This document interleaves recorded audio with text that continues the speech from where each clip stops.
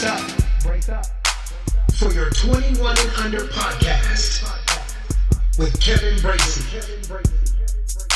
Bracy. Brace up. What's going on for another episode? Let's go. Another episode of the 21 and under podcast with Kevin Bracy, where we extract as much greatness that we possibly can out of every guest in 21 minutes or less. But the goal is to spark something in the 21 and under, to get up, to get out, and go get their dreams while they're young. Do not wait to be great. And my guest today is one of my favorite people of all time. He's a world-renowned coach. They call him Coach Lain. What up? Coach Lain is in the building, y'all. Let's go. KD, thank you so much for having me today, brother. I'm so excited, man. Your energy is so magnetic, and I'm just drawn to it. So I'm ready to go. Let's go, man. So what I'm going to do is I'm going to read your bio, and then once I read your bio, we'll start the clock because we want to make sure that we're 21 minutes or less. We want to keep our word, right, Coach? Right, you got to keep that word. Why do I have like this 24 like TV show like countdown clock in my head? You know, like we're here to save the world, right? Let's do it. That's good. That's what we're doing, Coach. I'm so grateful that you're here, man. Coach Lain is a mental performance and tumbling technique coach from Northern California, specializing in fear psychology and deconstructed movement. He helps student athletes and coaches better understand their fears in an effort to outperform them confidently and consistently. His podcast, The Fearless University, which I've had the privilege of being on, features special guests each week who lend their wisdom and expertise to help dissect, discuss, and examine some of life's greatest fears. His second and newest podcast, Coach Lain Inspires, InspireCast, seeks to provide listeners with a daily dose of inspiration. Y'all got to tap in to Coach Lain. So I'm jumping into the questions. I'm going to start the clock, and let's get it cracking. If you're ready, let me hear you say yes. Yes, let's do it. Let's go. First question. Where did your connection to tumbling originate, Coach? Man, I was so ready for this question. So being a child of the 80s and 90s, of course, it started with Teenage Mutant Ninja Turtles and Power Rangers, right? I see all these amazing things happening on the screen. And I remember being a kid, not even knowing about cheerleading or any tumbling or gymnastics and being like, I want to do that. But when I got to middle school, there was this amazing TV show, after school TV show called WMAC Masters. It's a very little known show. Okay. But it was hosted by Bruce Lee's daughter, his real life daughter, Shannon Lee. Okay. And it featured martial artists of all different styles. And there was this one cat, Eric Betts, the Panther, this brother from LA who was just an amazing self-taught tumbler and martial artist. He's gone on to do so many amazing things in Hollywood as a stuntman, but he truly inspired me when I was in middle school to say, I want to learn how to do what this cat is doing. Like I wanted to do the back tucks. I wanted to flip off the wall, and everything that I saw him do, I ended up emulating down the road. But that was where my connection. Yeah, that was where my connection. So you started tumbling. That's where it started for you. That was it. Yeah. And it was crazy because me and my buddy Omar used to tumble after school. He was a backyard tumbler too. And that's when the cheerleaders saw us and they were like, oh my God, guys who can already tumble, you guys have to join our team. And of course we had a group of girls in high school asking us to be a part of what they were doing. We're like, all right, let's go. Right. Wow, man, that's awesome. I didn't even know that. I didn't know you started tumbling. So I know, because it's 21 minutes, we got to move fast through your life. But when and at what age did you discover that coaching tumbling was something that you wanted to do for a living? When did that hit you? For a living, it didn't hit me until I was 30. No lie. Yeah. Okay. So when I realized I wanted to do it as a career, I was 30. I started Coach Lain LLC. I formalized it in 2018, but I started the company in 2013. And I remember sitting there as a graphic designer on my computer, hearing the cheerleaders around the corner at the high school, right around the corner from me. And I heard their voices echoing through the neighborhood. And I was like, man, I'm just sitting here getting fat and lazy on the computer every day. And I had this specialized knowledge that I could be sharing with people. And it would get me off the computer. So that's when I made the decision to say, you know what, I think I can do this, but if I do it, I'm going to do it my way, because the reason I didn't want to have be a lifelong coach the way that I saw other coaches doing it is because it just didn't appeal to me to be a high school cheer coach or an all-star coach for the rest of my life, because I wasn't thoroughly invested in that part of the industry, you know? So that's why when I started this, I was like, it's got to be on my own terms. I'm going to be a consultant. I'm going to travel, you know, I'm not going to exist within the rivalries or the bad blood or anything like that. Like, I'm going to be a free agent, basically. So yeah. But I fell in love with coaching tumbling when I was 19, when my parents had a gym, and I was the only one who could actually, you know, spot. And the more I taught, the more in love I became with the physics and the art of the movement. Like, the fact that human beings can do this kind of stuff was just amazing to me. So yeah. So to back up just a little bit, so from the time you first discovered tumbling, and then before you became a coach, in between that time, pre-teens, teenage years, were you on a team? Were you competing? Were you a part of it? It was a part of your life that whole time? Yeah, correct. That's when cheerleading as a sport was introduced into my life. I was in the 9th grade. So I think I was about 15, like 14, turning 15. And then, cause I was one of those, my birthday's in September. So I was always a year ahead of everybody, you know? Okay. So I was always younger. Yeah. So I was like 14, turning 15. And then, we competed as a high school team, but then my parents very shortly after that, because of the sport, as with many high schools, it wasn't really supported by the administration. So we never had places to practice. We never had designated time. So my parents were like, fine, we'll just start an all-star gym. And then all these kids can either come over or we can just, you know, have our own teams. And so I competed with the all-star gym. I was actually a 2001 individual champion. Let's go. I beat like 20 something girls and like 4 guys in Southern California, and was 2001 individual cheer champion. So that's like one of the proud moments of my early career. Yeah, but, I see it in the smile, yeah. baby. That's it. Right. But yeah, so I was a part of the sport in between that time. So I did, but I was also self-taught for the most part. So it gave me an appreciation for kids who didn't really have a formal background with tumbling. Like, if you didn't come from gymnastics or you didn't come from like actually being taught, I understand both sides of that coin. I'm like, okay, so I can teach you from what you've taught yourself. It's going to require us to take a couple steps back, but I can also teach you if you've had previous training. So it was what I learned as an adult, as an older adult, is that those years would help inform my instruction style down the road. So yeah. Because, man, I see how the students engage with you and your movement on social media, man. I'm just impressed on a daily basis. You're always putting out content, man. I'm grateful to be in your space. Here's my next question. I've heard it said many times that once you make it, like some people say, well, I've heard people say, I've made it. And then I say, well, what will you do if you had to start all over again? People say, I would have started younger, right? Once you make it, you're near 20, 30, 40, whatever your age is, and you say, what would you do? What point of wisdom did you learn? I would have started younger. So I'm going to ask you, Coach, because I know you are the teenage whisperer. You connect with teenagers. Why is it important to start chasing your dream as young as possible? Because you've got so much runway in front of you, right?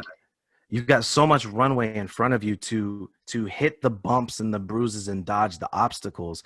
The younger you start, it's like speed kills, right? That whole concept of speed kills. I know you and I have both heard Eric Thomas say his famous speed kills speech, where it's not about how fast you're going, but how early you get up, right? Because he's always said, like, you know, all these young bloods come up to him and like, yo, ET, I'm gonna beat you, man. I'm gonna catch up to you. He's like, they're like, you know, what time are you going to bed? Because I heard you get up at 3 a.m. And he's like, yeah, but you're asking the wrong question. It's not what time I go to sleep, right? It's not how early I wake up. It's what time I go to sleep.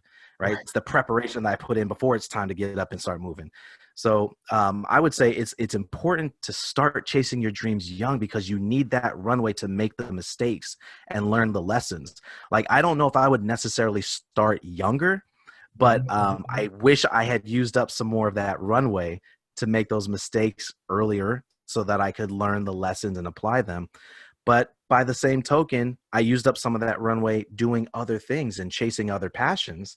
And those areas of my life are still able to inform my current career. But it's important to start young, because you need to give yourself time to make mistakes, and you and I both know it takes time to develop your passion. It takes time to discover things. And that's the other thing about passion, right? Because I hear a lot of young people saying, like, I don't know what I'm passionate about. It's like, because you haven't lived yet. You got to try things, discover that passion. So use that runway to try things. I love that you said, because you have more runway. That's just so visual to me. I think of two things when you said that. I think of a plane needing a runway in order to develop the momentum to take off. And then I think of, when I see your post, those young ladies running down to get the momentum to do the flips. So you need more runway. I mean, you have more runway when you're younger to make the mistakes, challenges, whatever the case may be. I love it. I love that. And young people don't really take time into consideration, right? Because I've heard, like, the frontal lobe, like what is it called? Your cortex. Yeah. I forget the exact frontal term right now. Is it frontal? Like, I think it's prefrontal cortex. Yeah. I think that's a guess. I'm guessing. It sounds right. It sounds right. We'll Google it later. But it's not fully developed to the point where you are able to conceptualize time in the way that someone in their 30s or 40s or 50s can. So it's really hard for you to see that far down the road, but it's really important for you to understand that it takes time to develop passion, skill, and expertise. And you need to, and all of those things are informed by the mistakes you make along the way. So runway, I think, is the best way to put it. And that's what I would say, that's why it's important to start young. That's awesome. That's awesome. And right away, I kind of think about my daughter and how she started so early in her life. And then now she's 26 and she's made it to a certain level, the highest level in the world in dance. But she had all that runway since she was like 5 to learn and to get her body ready. So I hear you when you say runway. I'm going to use that. You're going to hear that again in one of my posts. Don't be mad. I'll give you the credit. Love it. I won't be mad. I'll be honored, brother. One of the things, Coach, I drive home for the 21 and under is find something that lights you up. Yes. My goodness. So my question to you, Coach, is, are you doing today for a living what lights you up? And how did you find that? Because what lights me up, but how do I find that? So are you doing what lights you up, and how did you find it? How did you discover it? How? Trial and error. And there's a term that I want you guys to take home, maybe even look up. There's a young woman who has she has a platform that on her blog, but she came up with the term multi-potentialite. And it's a term that she applies to a lot of millennials and the Generation Zers that come after us, right? That we are a generation that is not afraid to try multiple things. And this is what I was saying before with your passion. It's really important for you to not be afraid to drop one thing for another and try something else, because that is how you're going to discover what you're really passionate about, right? In high school and middle school, I was into filmmaking. And so I got really deep into filmmaking and music production because of, my family, I come from an entertainment family and I love entertaining people. You can see that a lot in my Instagram, like I love entertaining people. It's part of my platform, edify, educate, and entertain. That's my tripod.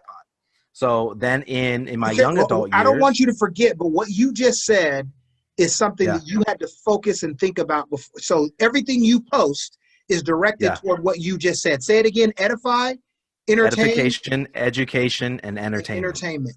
You got to get clear on why you're posting and what you're posting. That's a whole nother podcast, but go ahead. That's a whole nother podcast, brother.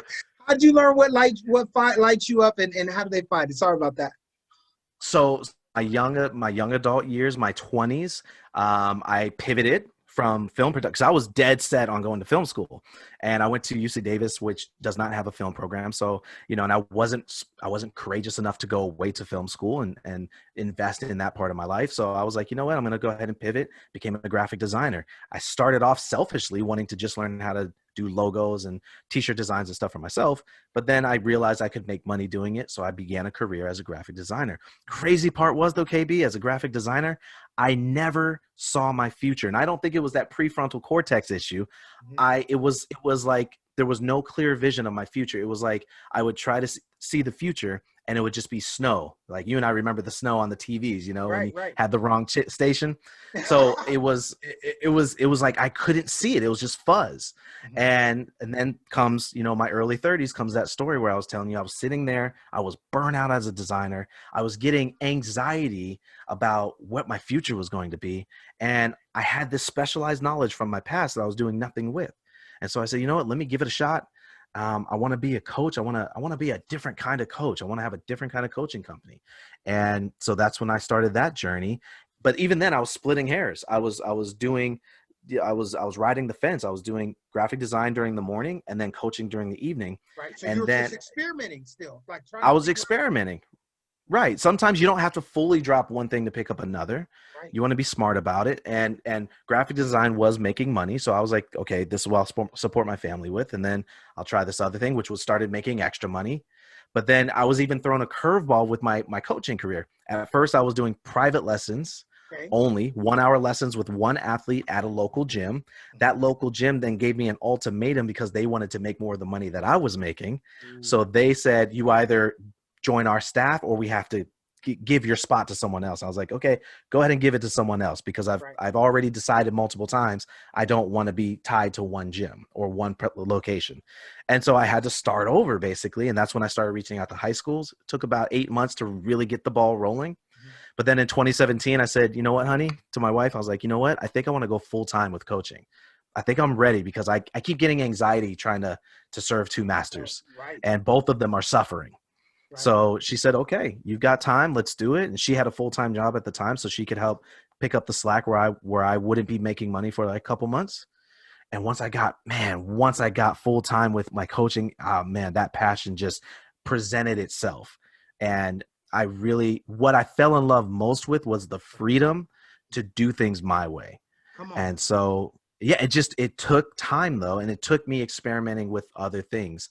But yes, I can emphatically answer, yes, I am doing what I am passionate about now.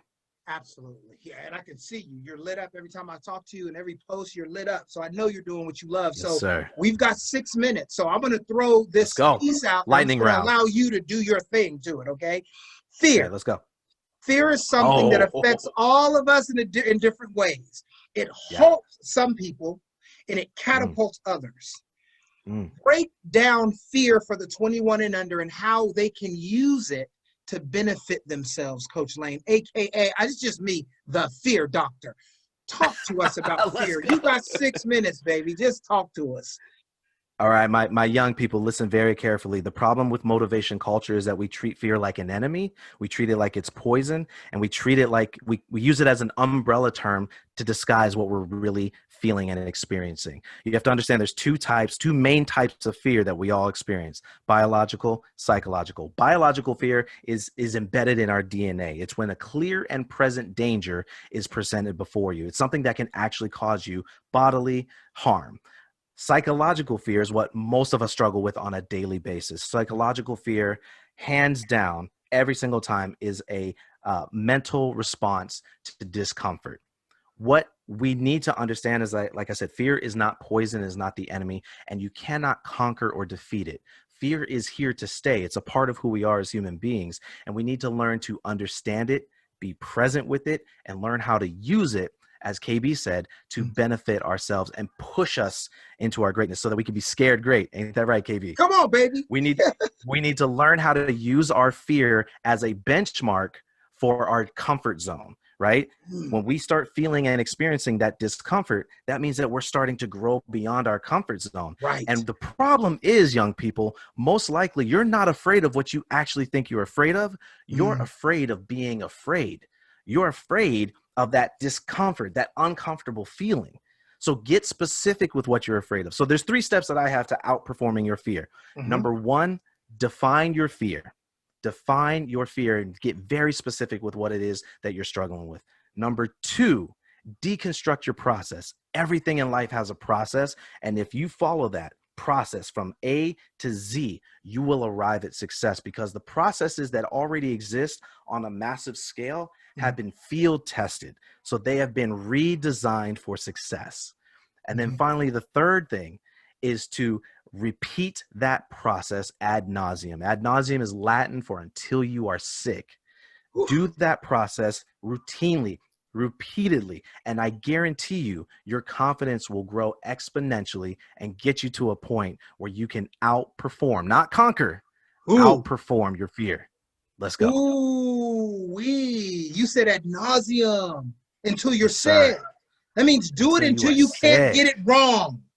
Do it until you can't get it wrong. That's Coach Lain. We got 2 minutes. And if you had a microphone, and you can talk to 21-year-olds all around the world, they can hear your voice right now. Tell them something, because my passion is 21 and under. Tell them something, Coach. You've already told them a lot, but close this thing out. We got about 90 seconds.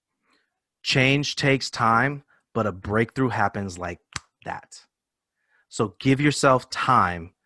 Give yourself time to go through the pain. Be present with the pain. Take your time, give yourself time to go through the hardships, the victories. Celebrate the small victories so that you can get to the big victory. Focus on the small goal so you can get to the larger goal, right? KB likes to say, win this day. Come on, micro goals.